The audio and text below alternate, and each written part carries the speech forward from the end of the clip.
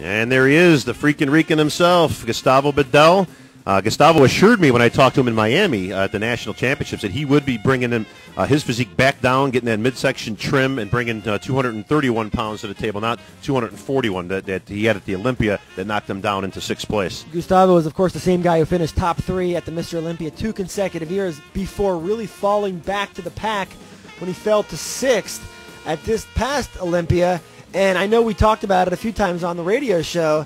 That's a lot of ground to make up when you go from being number 3 in the world to number 6 in the world, and I think this is an opportunity for him to sort of move back up into that elite group.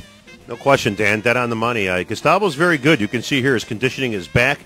He's got to keep that midsection under control. He doesn't have a distended midsection. There's a difference, Dan, and we have seen guys like that, and again, they tend to do very well.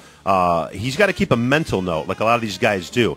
You know, that they're carb depleted, they've got no water in them.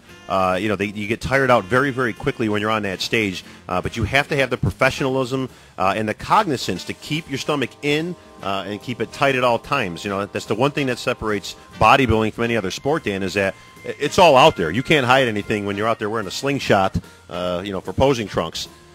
Bob, give us an analysis of Gustavo's physique today. Gustavo looks good. He's in great condition. I'm not so sure that he's at his best. I think I've seen him a little bit better. You can see, especially in the lower back area, he's not as crisp as I would like to see him. That side shot right there, Dan, again, those obliques and serratus, you've got to keep all that tight. Again, he looks good. I would say he's probably at about 95, 96%. The question is 95, 96% enough at this level when guys are coming in at 100% like Dexter Jackson? Is that going to be enough to get him over the hump? And Gustavo's got his hands full, I can tell you that right now. Phil, Victor Martinez, we have yet to see.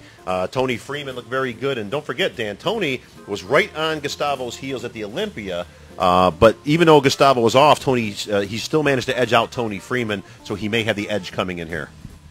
Well, and there it is, Gustavo Badell, a 2-time IFBB champion.